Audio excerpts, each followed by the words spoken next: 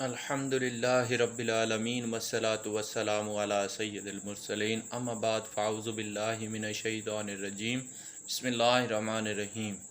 آپ دیکھ رہے ہیں R.Q کریشنز اور میں ہوں آپ کا ہوسٹ راؤ قیوم سعید، اور آج کا ہمارا ٹاپک آف ڈسکشن ہے برکات درود شریف۔ درود شریف اپنی ترتیب اور الفاظ کے لحاظ سے ان گنت ہیں، مگر بعض درود شریف اپنی اپنی فضیلت اور خصوصیات کے اعتبار سے بہت مؤثر اور اہم ہیں۔ چند درود شریف ایسے بھی ہیں جنہیں بہت شہرت ہے اور جن کا پڑھنا دینی اور دینوی حاجات اور آخرت کی بھلائی کے لیے بہت ہی نفع بخش ہیں۔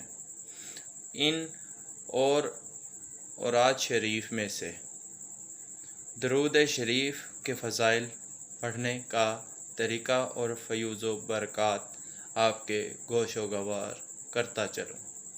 درود ابراہیمی۔ نماز میں جو درود پاک پڑھا جاتا ہے اس میں حضرت ابراہیم علیہ السلام کا نام آتا ہے، اس لیے اسے درود ابراہیمی کہا جاتا ہے۔ اس کی وجہ تسمیہ یہ بیان کی جاتی ہے کہ حضرت ابراہیم علیہ السلام جب تعمیر بیت اللہ سے فارغ ہوئے تو آپ نے اپنی دعا میں کہا کہ یا اللہ، نبی آخر الزماں محمد مصطفیٰ صلی اللہ علیہ وآلہ وسلم کی امت سے جو بوڑھا اس گھر کی طرف منہ کر کے 2 رکعتیں پڑھے تو اس کے حق میں میری شفاعت قبول فرما۔ اس پر حضرت اسماعیل علیہ السلام، حضرت ہاجرہ، حضرت سارہ اور حضرت اسحاق نے آمین کہی۔ اس کے بعد حضرت اسماعیل علیہ السلام نے اپنی دعا میں یہ کہا کہ اے اللہ، محمد مصطفیٰ صلی اللہ علیہ وآلہ وسلم کی امت سے جو نوجوان اس گھر کی طرف منہ کر کے 2 رکعت پڑھے اس کے حق میں میری شفاعت قبول فرما۔ اس پر حضرت ابراہیم علیہ السلام، حضرت اسحاق علیہ السلام، بی بی ہاجرہ اور سارہ نے آمین کہی۔ پھر حضرت اسحاق علیہ السلام نے دعا مانگی، یا اللہ، نبی آخر الزماں محمد مصطفیٰ صلی اللہ علیہ وآلہ وسلم کی امت کا جو ادھیڑ عمر شخص اس گھر کی طرف منہ کر کے 2 رکعت پڑھے تو اس کے حق میں میری شفاعت قبول فرما۔ اس پر خاندان کے بقیہ افراد نے آمین کہی۔ اس کے بعد حضرت بی بی سارہ نے دعا مانگی، یا اللہ، نبی آخر الزماں حضرت محمد مصطفیٰ صلی اللہ علیہ وآلہ وسلم کی امت سے جو عورت اس گھر کی طرف منہ کر کے 2 رکعت پڑھے اس کے حق میں میری شفاعت قبول فرما۔ اس پر سب نے آمین کہی۔ آخر میں حضرت بی بی ہاجرہ نے یوں دعا کی کہ یا اللہ، امت محمد مصطفیٰ صلی اللہ علیہ وآلہ وسلم سے جو لڑکی اس گھر کی طرف منہ کر کے 2 رکعت پڑھے اس کے حق میں میری شفاعت قبول فرما۔ اس پر سب نے آمین کہی۔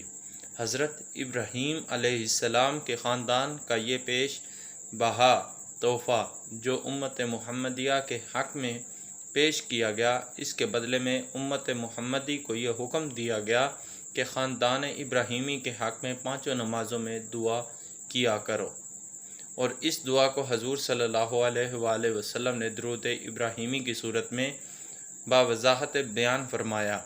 اس درود پاک سے حضور صلی اللہ علیہ وآلہ وسلم کے خاندان ابراہیم سے محبت کا اظہار ہوتا ہے، اور اسی محبت کی بنا پر حضور صلی اللہ علیہ وآلہ وسلم نے اپنے ایک بیٹے کا نام ابراہیم رکھا۔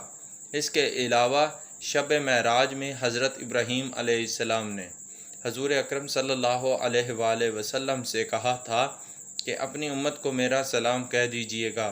اس سلام کے جواب میں آپ صلی اللہ علیہ وآلہ وسلم نے درود ابراہیمی میں ان پر سلام پیش کیا۔ یہ درود تمام درود کے صیغوں سے افضل ہے، کیونکہ اس درود کے الفاظ صلی اللہ علیہ وآلہ وسلم کے فرمودہ ہیں۔ اس لیے اس درود پاک کو نماز کے علاوہ کثرت سے پڑھنا دینی اور دنیاوی فیوز و برکات حاصل کرنے کا بہترین ذریعہ ہے، اور اللہ کی رحمت و خوشنودی حاصل ہوتی ہے۔ دنیا کے تمام کاموں میں آسانی پیدا ہو جاتی ہے، اور قدم قدم پر اللہ تعالیٰ کی مدد شامل حال رہتی ہے۔ حاجات پوری ہو جاتی ہیں۔ حضور صلی اللہ علیہ وآلہ وسلم کی شفاعت واجب ہو جاتی ہے، رزق کی تنگی دور ہو جاتی ہے، مال و اسباب میں برکت پیدا ہوتی ہے، خاتمہ بالایمان ہوتا ہے۔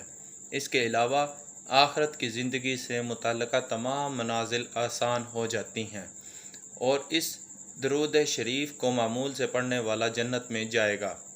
اس درود پاک کی سند بخاری شریف کی یہ روایت ہے کہ حضرت عبد الرحمن بن ابی لیلہ نے کہا ہے کہ ہم کعب بن عجرہ سے ملے۔